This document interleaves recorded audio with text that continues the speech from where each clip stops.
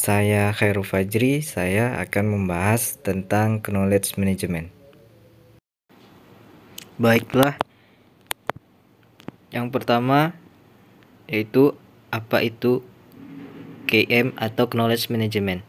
Menurut Nonaka dan Takeuchi pada tahun 1994, knowledge management adalah alat manajemen yang membenarkan keyakinan bahwa pengetahuan menjadi aset untuk meningkatkan kapasitas organisasi agar mampu bekerja lebih efektif.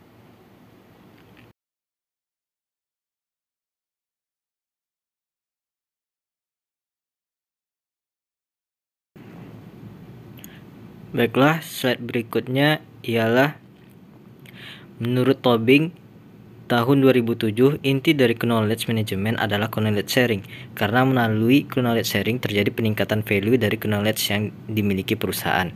Menurut Nonaka pada tahun 1994 menggambarkan pengetahuan sebagai konsep multidimensi. Hal ini dianggap sebagai campuran data, informasi, keterampilan, pengalaman, dan pendapat yang menggabungkan untuk membantu pengambil keputusan. Kemudian, apa itu explicit knowledge? Yaitu pengetahuan yang sudah dikumpulkan serta diterjemahkan ke dalam suatu bentuk dokumentasi tertulis, sehingga lebih mudah dipahami oleh orang lain. Contohnya yaitu buku, artikel ilmiah, dan sebagainya. Sedangkan tacit knowledge adalah pengetahuan yang terdapat di dalam pikiran seseorang, sesuai dengan pemahaman dan pengalaman orang itu sendiri, sehingga inilah yang membuat pengetahuan jenis ini unik dan khas. Pada slide berikutnya, muncullah model Sechi yang diusulkan oleh Nonaka dan Takeuchi. Ini juga dapat dianggap sebagai siklus transformasi bentuk pengetahuan yang ada di organisasi. Jenis-jenis pengetahuan dalam Sechi model adalah sebagai berikut.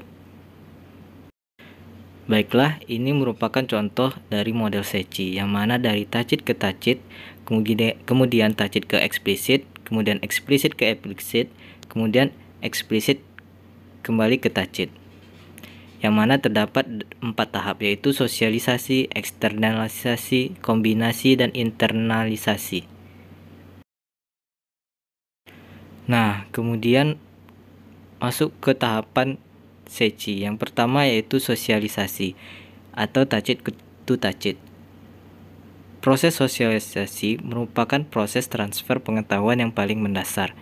Sosialisasi muncul dari aktivitas berbagi dan menciptakan pengetahuan tacit melalui pengalaman langsung.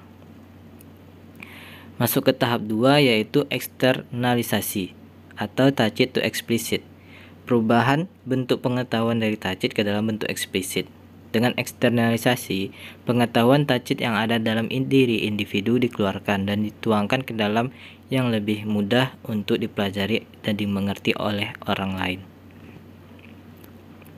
Kemudian tahap ketiga yaitu kombinasi, explicit to explicit.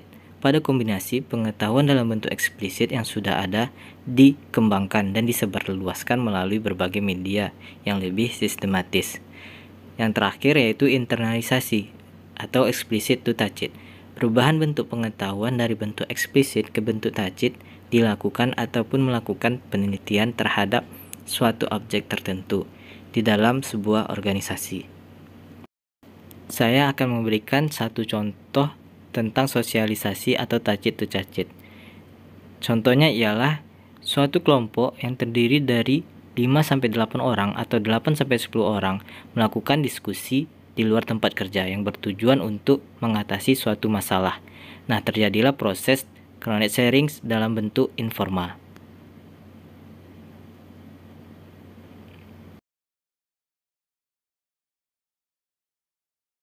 Baiklah, pada slide ini saya akan membahas knowledge kodifikasi, yaitu merupakan salah satu fase dari knowledge management life cycle yang berkaitan dengan upaya mendapatkan tacit knowledge sehingga dapat menjadi eksplisit dan explicit knowledge menjadi terorganisasi dan terkodifikasi sebagaimana yang kita lihat dalam slide.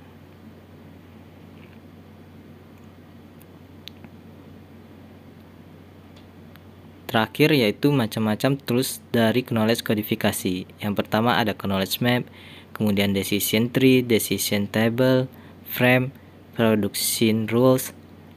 Yang keenam case based reasoning. Baiklah, sekian, terima kasih. Wabillahi taufiq wal hidayah. Wassalamualaikum warahmatullahi wabarakatuh.